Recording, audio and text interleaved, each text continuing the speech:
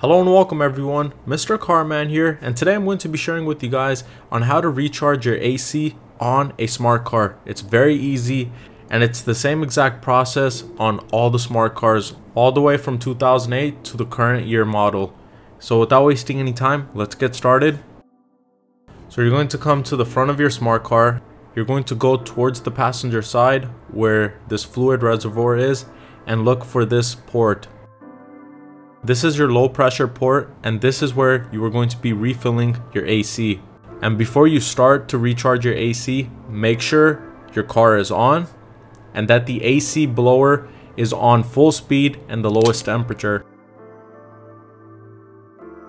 So I'm going to connect my AC recharge kit to it and then just push down the button, move the can around a couple of times and let it refill.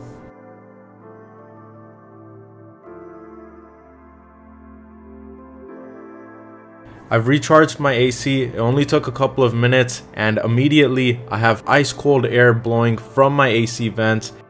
And I really hope you guys enjoyed this quick and easy DIY video for your smart car. And if you guys want to see my other smart car videos, please make sure to subscribe to the channel and check out the playlist. And I'll see you guys soon with another video. Thank you.